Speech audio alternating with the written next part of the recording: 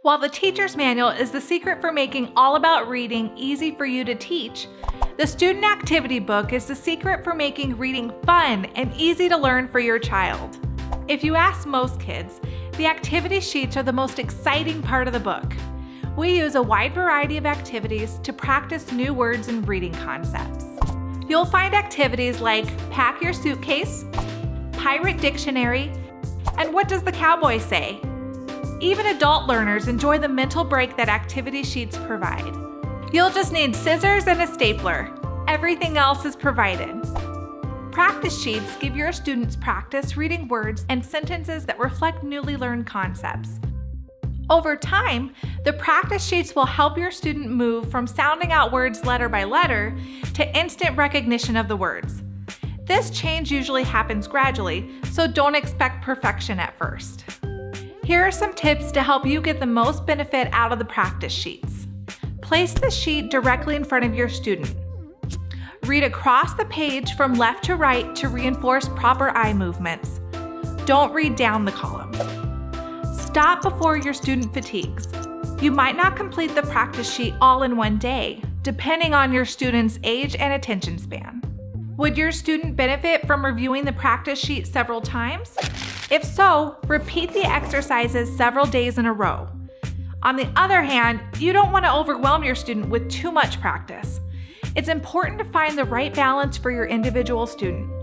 Some students desperately need the practice provided, while others, especially younger students, are better served by reading every other line or every third line. Next, we have the warm-up sheets. Warm-up sheets are used just before reading a new story and contain words and phrases your student is about to encounter. Although all the words in the stories are completely decodable, these warm-up exercises give your student a little extra practice so he doesn't start reading cold. Just as warming up your muscles before exercising is beneficial, warming up the brain before jumping right into a story helps your student be more successful. The illustrations on the warm-up sheets are used during short pre-reading vocabulary discussions. All of this helps your student make great progress, which brings us to the next feature of the activity book.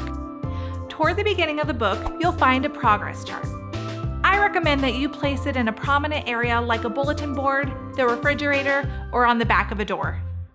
After each lesson is complete, have your student place a sticker as a visual reminder of their progress. The next page is the read aloud record. Toward the end of each lesson, you will be prompted to read to your student for 20 minutes. This chart is simply a place to record the books that you read aloud to your student. The daily read aloud time may seem like a simple part of the reading lesson, but it's actually one of the most important components. While your student is listening to good books, he'll also be gaining important background knowledge of a wide variety of subjects, developing a larger vocabulary, and hearing a variety of language patterns. Your student's reading comprehension will be much higher because you've given him these huge benefits through daily read aloud time. This list is more for your use than your students'. Not only is it a reminder of the many books that you've enjoyed with your student, it is also great for accountability. If you skip read aloud time, it will be obvious because of your short list. Aim for a long and varied list of books by the end of the level. Here are some things to think about as you plan ahead for read aloud time. You might find it easiest to connect read aloud time to something else that you already do every day. Lunchtime, recess, and bedtime are all great times to enjoy reading books together. To keep interest high, look for books related to your student's specific interests and hobbies. You can also stimulate new interests by choosing read alouds on topics that are completely new to your student. At home, turn off the TV, computer, and telephone.